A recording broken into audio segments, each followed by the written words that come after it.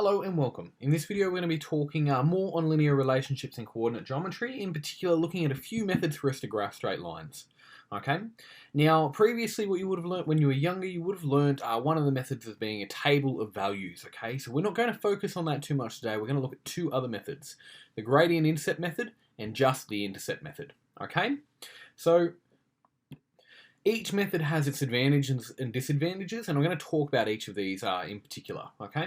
When we talk about the gradient intercept method, we talk about using lines that are in the form of gradient intercept form. So they look like this, y equals mx plus c, okay? All right, I have a step-by-step process for you to sort of follow here, okay? Just remember the gradient refers to the slope, all right? Okay, which is your rise over your run. Okay, if I have a negative gradient, remember that my line slopes to the left. Okay, if I have a positive gradient, remember my line slopes to the right. So this is my negative version, and this is my positive version. Okay, this number that's on the end by itself, we call that the constant. That is where we cross the vertical axes. I'll show you a little bit more in an image when we do this, but let's just talk a little bit about the process and then move on. Okay, so for the gradient intercept method, right, we always start at the y-intercept, the coordinate where it intercepts the y-axis. Then we move vertically for the rise from that point, okay, so following the gradient, and we move horizontally for the run. Okay, from there we decide whether we move left or right for our positive or negative gradient. Okay, so I'm going to take you through a couple of examples with this in just a moment, and then I'm going to show you the intercept method in just a moment. Okay. So here are the examples we're going to go through with the gradient intercept method. We have 5 of them, all of them slightly different from each other, okay? The first thing that we're going to do each of these separately, okay?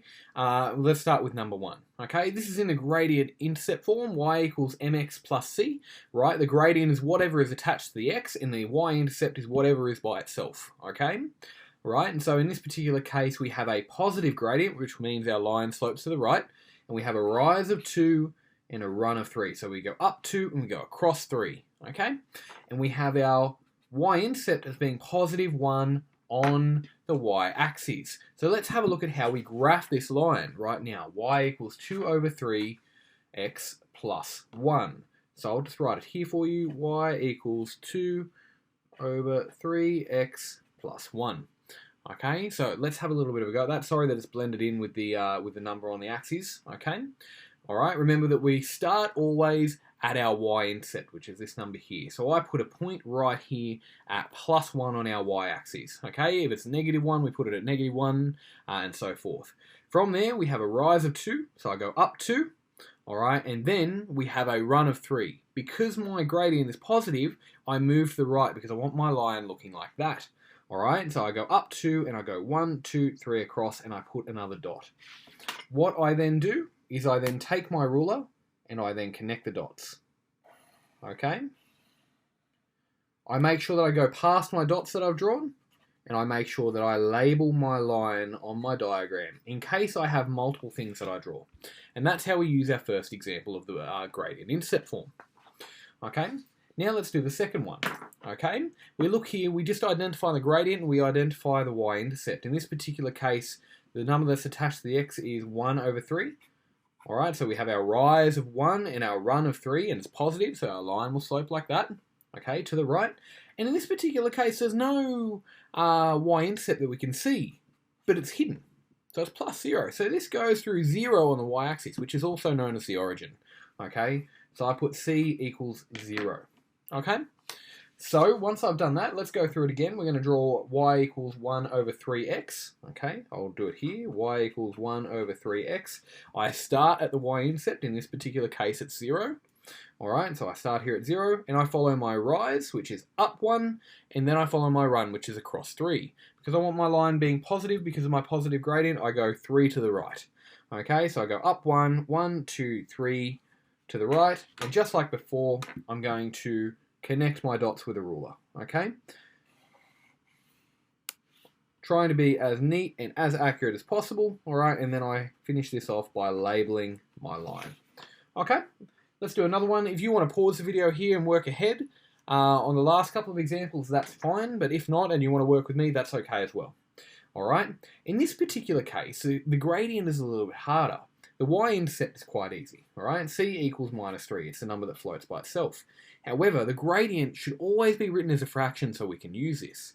So I ask you, how might you write this as a fraction? In this particular case, to keep 2 as the same number as what it is now, we divide it by 1. So now we have a rise of 2, right, and a run of 1.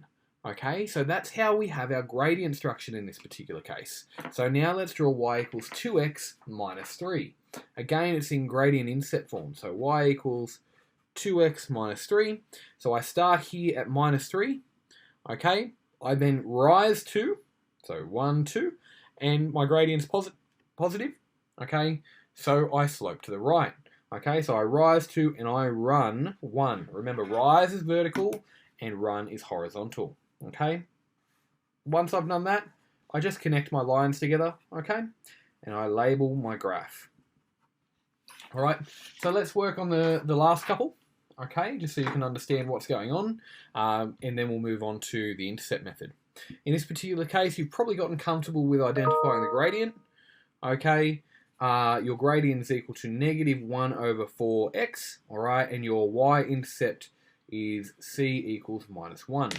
Just be careful, make sure the negative is included, it's not just a number. This negative tells us that instead of our line sloping to the right, okay, with a negative gradient, it slopes the opposite direction, to the left. Okay, so let's go through and let's do this, alright? So y equals negative 1 over 4x minus 1. Alright, and let's have a little bit of a practice with this. Okay, so I go to our y-intercept, which is minus 1, and I put a dot. Alright, I go with my rise. Alright, our rise is 1. And then we need to determine whether we go left or right. Remember, we want our line going to the left because it's a negative gradient. Heed my words and remember that. So instead of going 4 to the right like we have been previously, we're going to go 4 to the left. Okay, so we go up 1 and then we run 4 because that's our rise over run. So 1, 2, 3, 4. Okay, and then just like before, we connect our dots. Okay? Alright, it's really important that you do this with a ruler so that you have a neat graph and you represent the linear relationship accurately. Okay, so that's how we end up doing this one. Let's do the last one now. Okay, alright, we'll identify the gradient. It's the number attached to the x, so m equals minus 3. And the y-intercept, well, there's no number there, so it's just plus 0. So it goes through the origin. Okay, so let's now have a little bit of a go at doing this now. Okay. Alright, so y equals minus 3x. Let's graph it. It goes through the origin. Alright, and I'm now going to just quickly represent. I didn't show you this, but I will show you just in case. Same thing as before. Alright, I can write that as a fraction with a rise over run. When I have a whole number, I just divide by 1. So I go up 3, 1, 2, 3, and then I go across 1. But I go to the left because my gradient is negative and I need my line to be sloping this way. Alright, I then connect my dots. Just like before, I carry all the way through them, right? Because the line is meant to represent an infinite set of points. And I go through those dots from there. So y equals minus 3x. Okay? Alright, so that's how we follow the path of doing the gradient intercept method. I'm going to break this video up into 2 parts and keep the skills slightly separate. And in the next part of this video, we're going to talk about the intercept method. Okay? Alright, thank you very much. See you in a moment.